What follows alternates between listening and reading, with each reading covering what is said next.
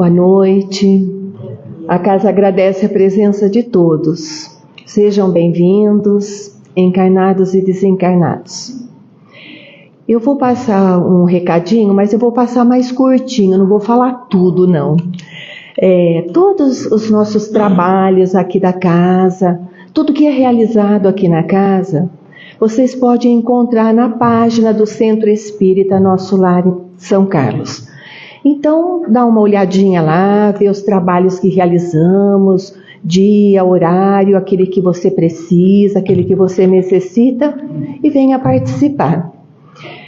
Quero dizer também que na entrada aqui da casa, aquela estante de livros, eles são para doação, aqueles livros. Então, se você quiser, leve 1, 2, 3, mais quanto você precisar.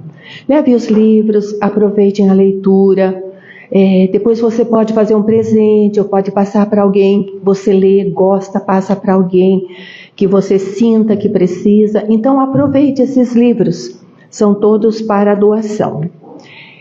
Nós já vem avisando na casa desde o final do ano passado, mas a semana passada uma pessoa perguntou novamente, então eu vou dizer, nós não temos os copinhos com água na sala de passe, simplesmente por conta de um olhar cuidadoso com o meio ambiente. Por isso que nós não estamos mais colocando desde o início do ano. Então traga a sua garrafinha, e aproveita que daí você já leva para casa, tem uma aguinha fluidificada para estar usando durante a semana. E hoje o nosso palestrante é o Totti. O Totti é um trabalhador incansável, ele não gosta que fala, mas a gente fala. Da Sociedade Espírita Obreiros do Bem. Vem aí nos presentear com um tema maravilhoso, não é? Simpatia e antipatias terrenas. Então nós vamos pedir para o Márcio, que é um trabalhador da casa, fazer a prece inicial. Aí o Totti faz a palestra e a prece de encerramento. Tá bem? Uma boa palestra para todos nós.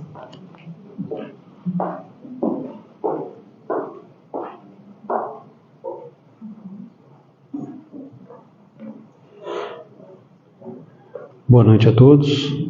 Sejam todos bem-vindos, como a Márcia falou. Vamos agora relaxar um pouquinho, vamos elevar um pouco o nosso pensamento, pensando um pouquinho na figura amorosa de Jesus, pensando um pouco no quanto é bom estar aqui, o quanto é bom receber essas energias positivas que nossos amigos espirituais trazem até nós, que com tanto carinho, durante tantas horas, tantos dias, prepararam todo esse ambiente para nós.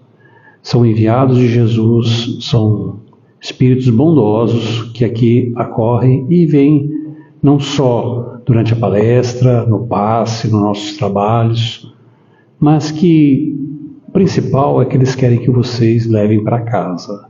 Então vamos pedir ao Mestre Jesus, na sua bondade infinita, que acorra até este ambiente, envolvendo, protegendo, amparando todas as pessoas que aqui vêm, liberando-as de dificuldades, de sofrimentos, de dores, sejam físicas ou espirituais, e que possam, Senhor, levar para suas casas, seus trabalhos, para a rua, onde quer que estejam, um pouquinho dessa luz, desse amor, que essa casa tão boa, tão amorosa, quer que todos encontrem aqui. Meus irmãos e minhas irmãs, todos sejam abençoados por Cristo no dia de hoje. Que assim seja.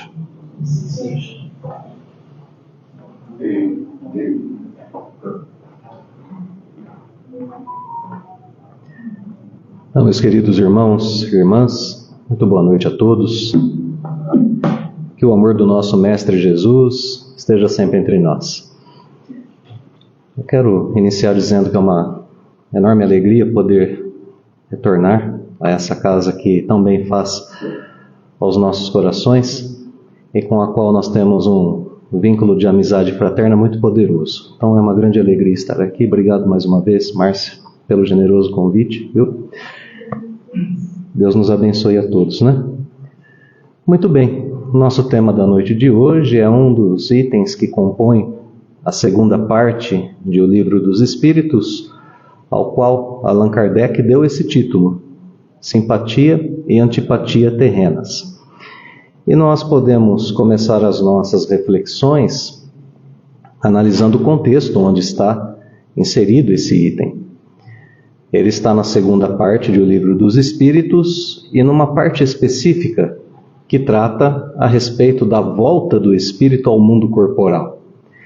Então, apesar do tema ser um tema diretamente voltado às relações terrenas, aquele que estuda esse tema em O Livro dos Espíritos precisa já ter a informação prévia da imortalidade da alma.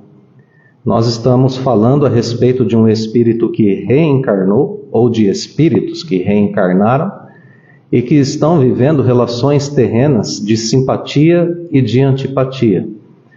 É muito importante esse olhar, porque quando nós estamos conscientes da imortalidade da alma, nós podemos começar a perceber que o que rege muitas de nossas relações aqui no planeta Terra, na verdade, é o espírito.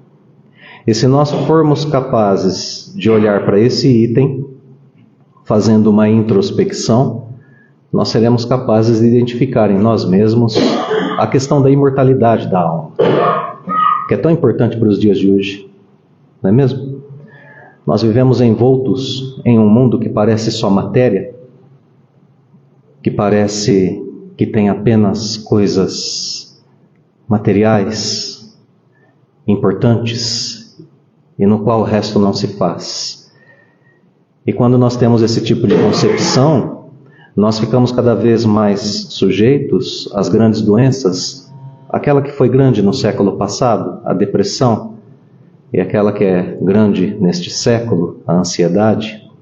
As duas grandes doenças humanas pouco têm a ver com a questão material. Elas estão localizadas no espírito imortal. Esse espírito que sente sede da revelação espiritual, sede do autoconhecimento, que sente falta de reconhecer-se como algo um pouco mais amplo do que os horizontes materiais e de, portanto, agir de acordo com aquilo que realmente é. Agir de acordo com a sua essência, buscando em si tudo que de fato ele tem e precisa para ser feliz e para contribuir com a obra do Criador. Muitas vezes, então, olharemos depois desse item para quadros comuns de nossas vidas, como, por exemplo, as criancinhas que estão ali brincando no parquinho, que mal sabem falar ainda, mas que a gente observa de longe, ou mesmo em casa, né, com crianças pequenas. E se há um número um pouquinho maior de crianças, a gente percebe que duas estão ali e uma puxa o cabelinho da outra. Enquanto que essas duas se dão muito bem com outras duas e não entre si. Aqui nós podemos começar a identificar que algo existe que não está tão relacionado assim ao plano material quanto a gente pensa. Veremos os cônjuges que muitas vezes passam uma vida inteira juntos. Conhecem-se na mais tenra idade, enamoram-se, casam-se e só se separam momentaneamente quando vem a morte do corpo físico para um dos dois. Veremos os quadros dos grandes missionários que se uniram justamente porque sentiram afinidade um pelo outro. É o exemplo de aquele jovem rapaz da cidade de Assis, na Itália, que deixou para trás sua fortuna, seus haveres, as coisas materiais, a sua família, as roupas do próprio corpo, para se dedicar ao Cristo. Mas logo encontrou um espírito muito simpático a ele. Claro que eu estou me referindo a Francisco de Assis. Em breve encontraria um espírito completamente simpático às suas ideologias, à sua causa, ao seu modo de ver a vida, que foi Clara de Assis, que se uniu a ele e que juntos, então, dessa forma, conseguiram empreender uma belíssima tarefa em favor do Cristo. Então, o importante é percebermos essas uniões ou desuniões terrenas são proporcionadas pelo espírito imortal. São forças espirituais regendo a nossa vida. E desse ponto de vista, a vida terrena se transforma em algo belíssimo, porque nós vamos passar a concebê-la como sendo uma grandiosa teia de reencontros. Alguns muito agradáveis, outros nem tanto. Mas não importa. Reencontros. Uma longa teia de reencontros. Bem, as questões que compõem esse item vão de 386 até 391. E Kardec começa a questão 396 com uma ideia que é uma ideia muito interessante, uma pergunta muito bem dirigida, como sempre o é. E ele diz aos espíritos superiores: olha, espíritos que viveram em outra vida, estando aqui na Terra, eles podem se reconhecer? E aí a resposta vai dizer que não. Porque reconhecer exige memória. Reconhecer exige uma identidade que muitas vezes se perde de uma reencarnação para outra. Hoje eu estou aqui como Totti. Na próxima reencarnação, não sei nem se estarei reencarnado num corpo masculino ou num corpo feminino. Então parte dessa identidade momentânea na matéria se perde. Então é impossível o reconhecimento. Entretanto, apesar de não haver o reconhecimento, existe outra coisa.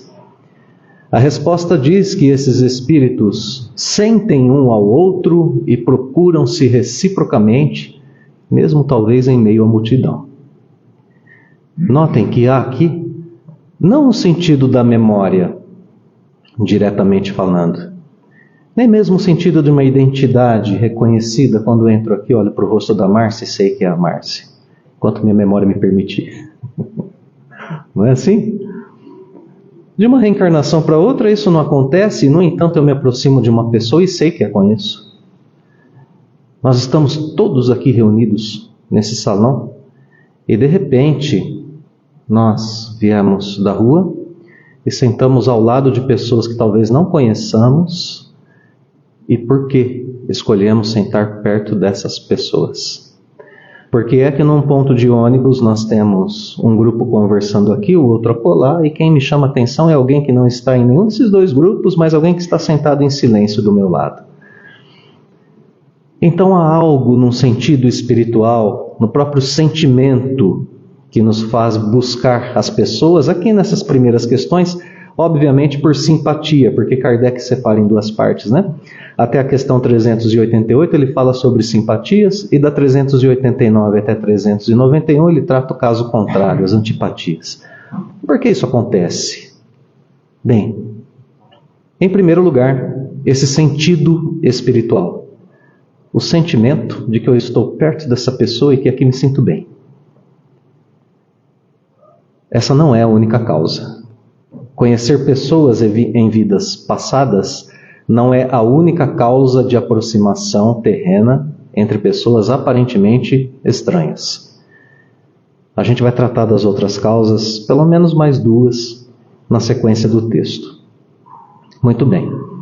Kardec segue o texto e, logo na sequência, ainda nessa mesma questão, ele vai perguntar aos espíritos superiores: mas não seria melhor que houvesse a memória? E a resposta diz: não, nem sempre. E para a gente entender esse contexto, por que não é melhor lembrar, eu recorro agora ao Evangelho segundo o Espiritismo. Mas antes ainda do Evangelho segundo o Espiritismo, eu gostaria que a gente pudesse analisar o contexto de nossas vidas em contextos que todos nós conhecemos, em exemplos práticos, para a gente poder ilustrar o que acontece aqui. A gente tem um esquecimento do passado, e muitas vezes, meu amigo Eli, os espíritas reclamam do esquecimento do passado. Mas seria mais fácil, né, se eu lembrasse das vidas anteriores. Seria melhor, eu cuidaria melhor, né, das minhas imperfeições aqui, eu saberia o que eu tenho que resgatar. Né? O Evangelho vai dizer não. E não pelo seguinte: eu vou agora entrar num terreno perigoso, bem perigoso, porque minha esposa pode assistir essa palestra depois, né? Eu vou falar sobre o casamento, e vou tentar fazer com tranquilidade. Os casamentos terrenos, eles, obviamente, são realizados em sua ampla maioria, esmagadora maioria, entre espíritos que são imperfeitos. Né? Concordam? Calma, se o cônjuge estiver aí do lado, só faz assim, né? Para não ter problema em casa mais tarde. Espíritos imperfeitos, então a convivência no decorrer dos anos é uma convivência que trará grandes aprendizados, que trará processo educacional para os dois, é claro, trará muita felicidade, muito companheirismo, com certeza. Mas trará também os momentos difíceis. É ou não é? Não é? Em algum momento do casamento pode ser que o esposo, pode ser que a esposa tenha algum tipo de atitude que magoe o outro. E essa mágoa, por mais que nós tratemos, às vezes é difícil de ser diluída num prazo pequeno. Existem os desgastes das relações aqui na Terra, dos relacionamentos humanos. Então chega um momento, olha só que maravilha, que a gente desencarna, volta ao plano espiritual. Muitas vezes no plano espiritual reencontra com a pessoa de convivência na Terra. Depois chega o momento da reencarnação. E nesse momento o nosso mentor espiritual trará um recado de Deus, dizendo assim: olha, você vai daqui para frente esquecer o que passou, a sua mágoa vai ficar diluída num processo reencarnatório. Claro, se for uma mágoa possivelmente diluída nesse momento, porque a gente está falando de simpatia, né? A mágoa desse relacionamento, ou as pequenas mágoas desse relacionamento longevo, será diluída no processo reencarnatório. Você vai esquecer, e quando você reencontrar com essa pessoa, o seu sentimento, a sua bússola emocional, apontará para ela sem resquício de mágoa do passado. Você vai viver só o que houve de melhor na construção dessa reencarnação. Por esse ponto de vista, é um presente de Deus para as nossas vidas. O esquecimento do passado, diz o Evangelho segundo o Espiritismo, capítulo 5, título, né, item com esse título, esquecimento do passado. Esse item nos diz que, se nós lembrássemos do que aconteceu em vidas pretéritas, muito provavelmente nos sentiríamos muito incomodados com as nossas atitudes. Então é um presente de Deus dizendo: filho, filha, recomeça. Volta só com o que tem de bom e toca a sua vida adiante. E além disso, não tem só a bússola moral, não é só questão de uma atração por sentimento. Porque esse mesmo item lá no Evangelho dirá que o espírito que reencarna tem com ele duas coisas muito poderosas a guiá-lo por sua vida: a consciência e as intuições. Guardem isso na memória, porque é um estudo íntimo para nós. O que será que eu fiz no passado para estar aqui no nosso lar, aprendendo Espiritismo, vivendo com meu esposo, com meus filhos, com os colegas do trabalho? O que será que eu fiz? Não importa o que você fez, não importa o que eles fizeram. Importa o que diz a sua consciência a respeito dessa relação, importa o que diz a sua intuição a respeito do que está acontecendo. Se nós aprendermos a dirigir o olhar para o espírito muito mais do que para a circunstância material, aí nós crescemos. E crescemos muito. Bom, para fechar essa parte das simpatias, Kardec ainda vai perguntar se esses encontros que acontecem por simpatia sempre acontecem porque esses espíritos anteriormente se conheceram. E a resposta diz que não. Como já dissemos, né? Já adiantamos, nem sempre se reencontram e sentem simpatia, embora aparentemente estranhos, porque se conheceram no passado. Mas essa resposta, ela não traz a explicação, ela traz apenas um exemplo. Ela vai dizer: olha, pensa nos espíritos que desencarnam, que não se conheceram na Terra e que se procuram no plano espiritual. O processo continua acontecendo entre os dois planos da vida, né? Há simpatias também no plano espiritual, sem que essas pessoas tenham se conhecido. Então, nem acaso, nem nenhum tipo de sorte ou de revés, não. Leis espirituais. E a última delas, citada aqui nesse item ainda da simpatia, é o magnetismo. Kardec pergunta, mais um pouquinho, então, o que mais tem? E a resposta diz, magnetismo. Existem coisas que os humanos conhecem muito pouco, uma delas é o magnetismo. Somos, entre aspas, magneticamente atraídos ou repelidos enquanto convivemos aqui na Terra.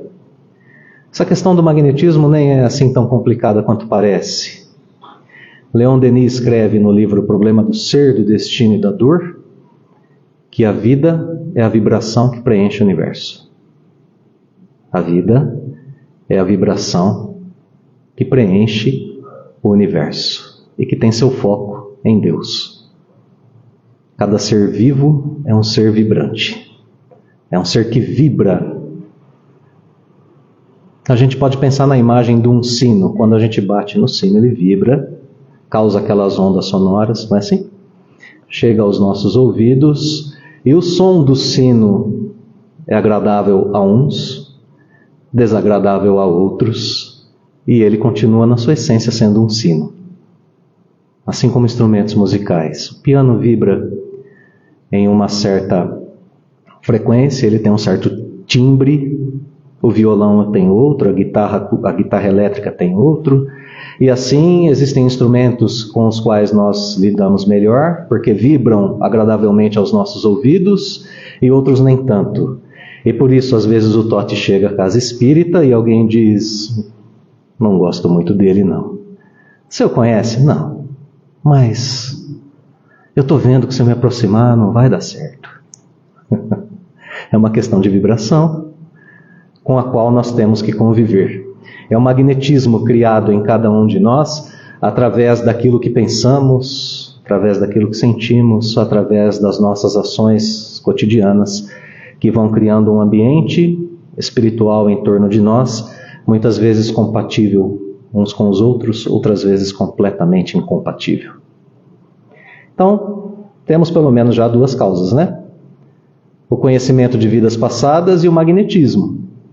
Agora a gente vai entrar no item das antipatias, porque da mesma forma como o espírito conhece o outro por simpatia e se aproxima, a resposta à questão 389 diz que ele também reconhece o outro por antipatia e se afasta. E aqui entra a palavra instintiva. Antipatia instintiva. Você olha para a pessoa e no jargão popular diz assim, o meu santo não bateu com o dela. Vocês sabem que santo não briga, O problema é nosso, não é do santo, não é do anjo da guarda. O problema é nosso, vibração entre espíritos. Da mesma forma como nós sentimos o bem-estar, sentimos o mal-estar na presença de algumas pessoas. E com isso a gente pode agora avançar para mais uma questão 390, que vai trazer boas reflexões. Porque Kardec insiste e diz o seguinte, mas é só essa a causa da antipatia? E aqui vem mais uma causa, lembram das outras duas? Conhecimento de vida anterior, magnetismo, e aqui a resposta à questão 390 diz o seguinte, olha, espíritos se repelem também por causa do seu modo de pensar. Eles têm modo de pensar diferentes um do outro. E aqui eu gostaria de lançar nesse momento, com a permissão da Márcia, uma pesquisa de utilidade pública. Vou pedir a ajuda de vocês. Todo mundo aqui come arroz com feijão. Sim? Quem gosta do arroz por cima do feijão? Se manifestem, por favor. Vocês perderam. Os outros todos gostam do feijão por cima. Tem alguém que gosta do arroz e do feijão separados? Eu tive numa outra casa, estou fazendo essa pesquisa já há alguns anos, É brincadeira. Tive numa outra casa, alguém falou, não, eu gosto dos dois separados. Falei, poxa, mais uma categoria, Vejam só, como que isso é algo que precisa ser levado em consideração por nós, porque se eu sou o tipo de pessoa que gosta do arroz por cima do feijão, estou num restaurante self-service, estou passando com o meu prato, eu coloquei o feijão, coloquei o arroz. A pessoa que está do meu lado fez o contrário, colocou o arroz, colocou o feijão. É quase inevitável eu olhar para o prato dela e pensar assim comigo. Posso não dizer nada, porque a pessoa é estranha, mas eu vou no mínimo pensar: que infeliz, não sabe nem comer arroz com feijão. Não é? Afinal de contas, por que a gente tem esse tipo de pensamento a respeito daquilo que o outro faz? Poderíamos pensar assim: olha, não vai mudar o sabor, vai. Gente, deixa eu contar uma coisa para vocês. Muda. Sabe por que muda? Porque na cabeça da pessoa, aquilo é um hábito, na concepção dela, é uma memória afetiva da infância. Do jeito que ela faz, aquilo mexe com todos os sentidos corporais dela e não apenas com o paladar. Porque se você colocar o arroz por cima, pode ser que o temperinho do arroz tenha aquele cheirinho que você gosta, se você colocar por baixo você não sinta. Porque visualmente você pode gostar mais de um ou de outro por baixo ou por cima. Existem várias questões que interferem naquela escolha que aquela pessoa faz naquele momento, e aquela é uma concepção de vida dela. É uma concepção de vida. Então não adianta a gente querer ensinar para outra pessoa que é melhor o arroz por baixo, por cima, na direita, na esquerda. Não adianta querer ensinar para a pessoa o diferente daquilo, porque aquilo é o ideal para a vida dela. Aquela é a realidade dela. E eu estou usando essa questão do arroz com feijão para poder dizer o seguinte: o nosso alimento espiritual aqui no planeta Terra é o Evangelho. Mas nós vivemos, todos nós, a natureza de um planeta de provas e expiações. São apresentadas para nós as provas e as expiações todos os dias. Dentro dos relacionamentos, são apresentadas as circunstâncias educacionais das quais o espírito precisa se nutrir. E toda vez que a gente olha para uma pessoa e a julga pelas simples condição dela ter feito o prato dela de modo diferente do nosso, nós estamos dizendo a ela, ao mundo e a nós mesmos que nós somos o critério único da existência. A vida deve ser da forma como eu concebi. Eu é que sei fazer as coisas. E quando há essa divergência de pensamento, é natural que haja um processo de antipatia. Como é que eu vou me relacionar com você se você coloca o feijão por baixo? É inconcebível isso.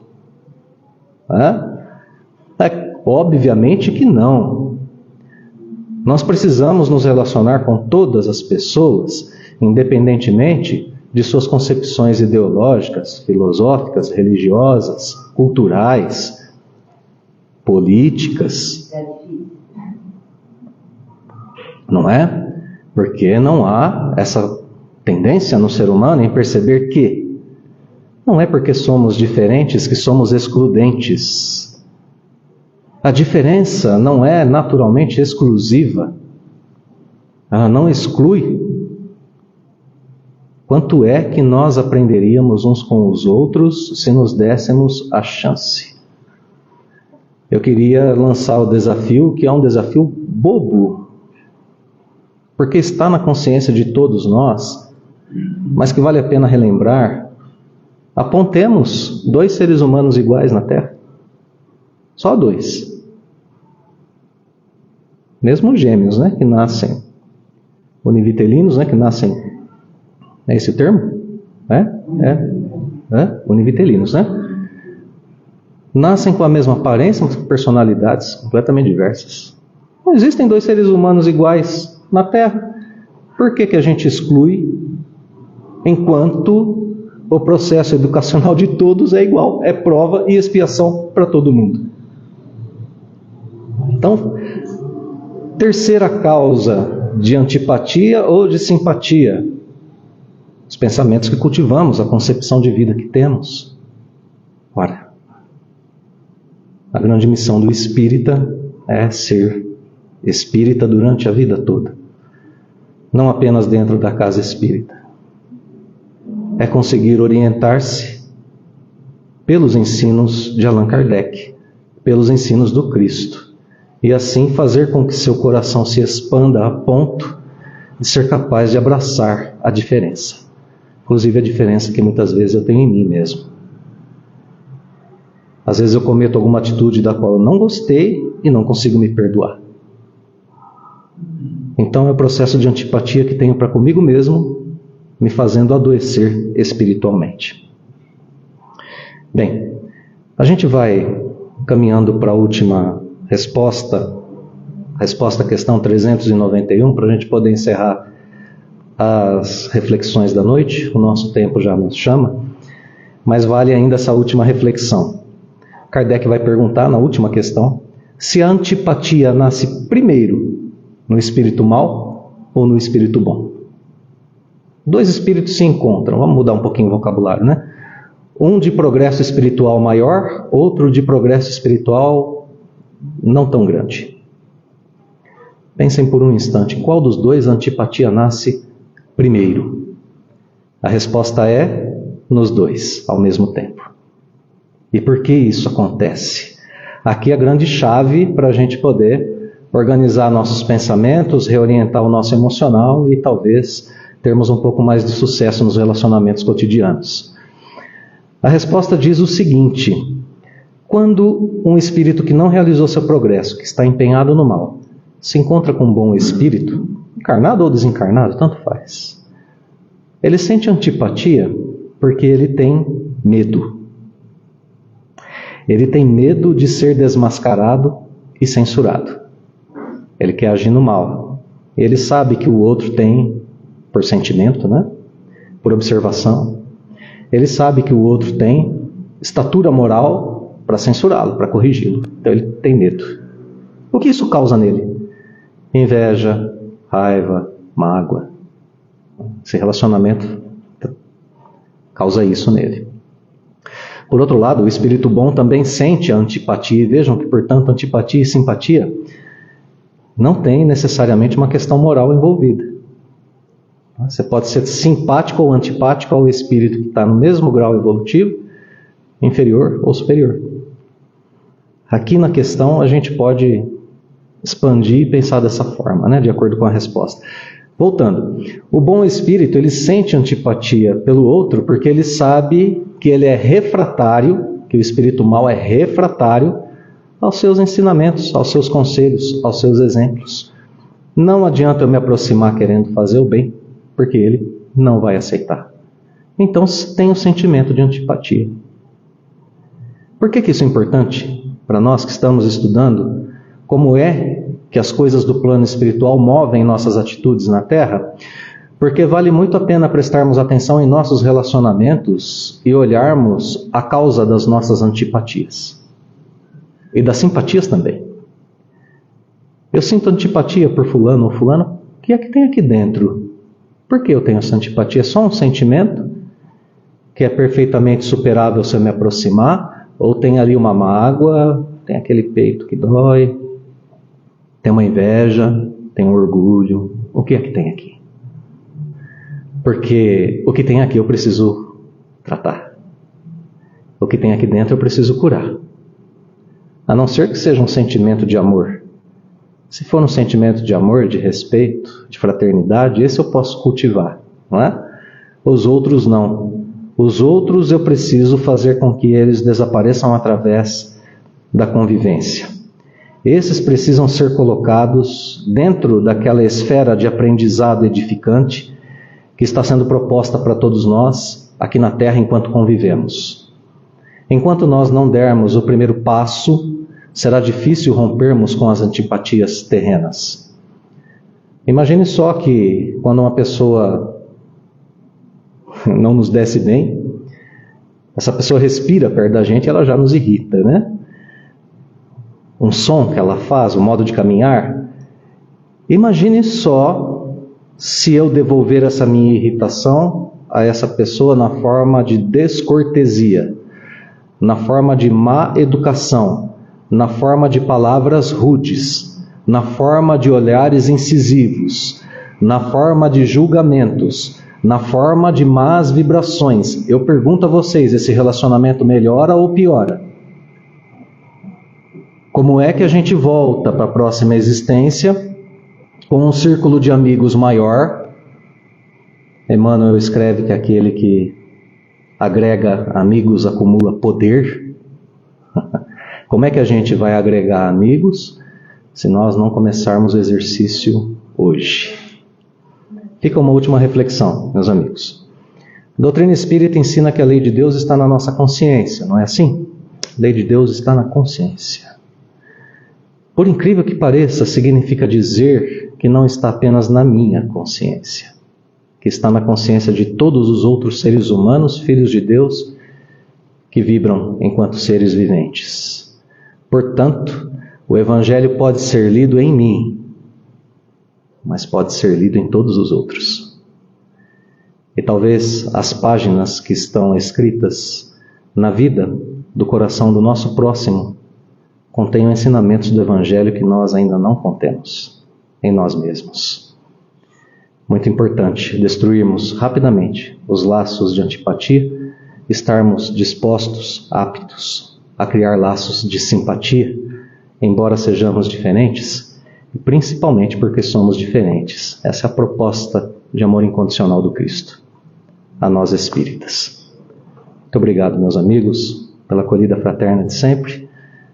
Muita paz e bem a todos. Se Deus assim permitir, nos vemos em breve. Então, eu peço licença nesse momento para a nossa prece final. Vamos pedir ao Divino Amigo Jesus, aos nossos anjos da guarda, aos mentores da casa, que se aproximem de nós, nos fortalecendo, espiritual e fisicamente.